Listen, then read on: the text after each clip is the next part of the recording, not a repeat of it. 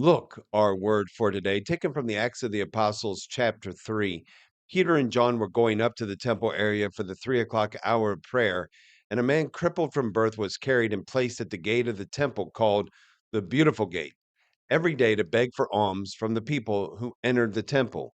When he saw Peter and John about to go into the temple, he asked them for alms, but Peter looked intently at him, as did John, and said, "Look at us."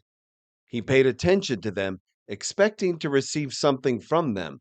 But Peter said, "I have neither silver nor gold, but what I have I give to you. In the name of Jesus Christ the Nazarene, rise and walk." Then Peter took him by the right hand and raised him up, and immediately his feet and ankles grew strong. He leaped up, stood, and walked around, and went into the temple area with them, walking and praising and jumping and praising God. Brothers and sisters, imagine if Peter had given him some silver. Imagine if he had given him more silver than the man had ever gotten in his life.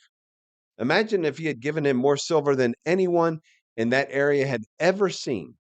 That man would have been so content, would have been so happy, would have been so thrilled. He would have thought that he got the best thing he could have ever gotten that day, and yet he would not have.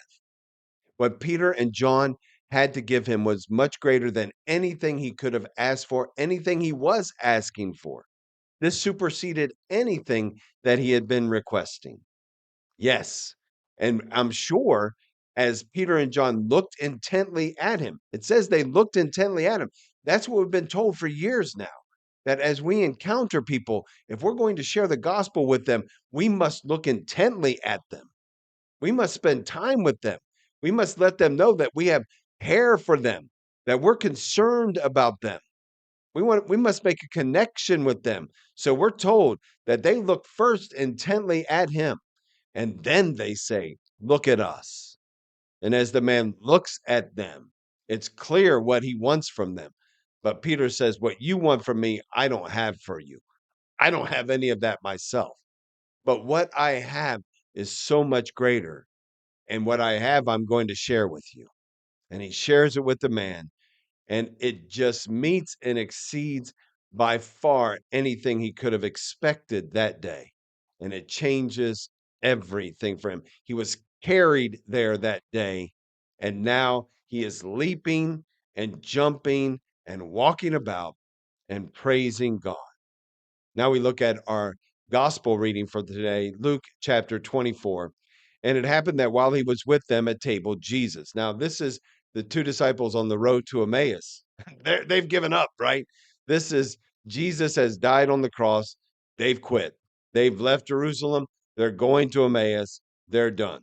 And it happened that while he was with them, Jesus, after he had walked with them on the road to Emmaus, remember he had met them along the road as a stranger. They didn't know who he was. And it happened that while he was with them at table, he took bread, said the blessing, broke it, and gave it to them.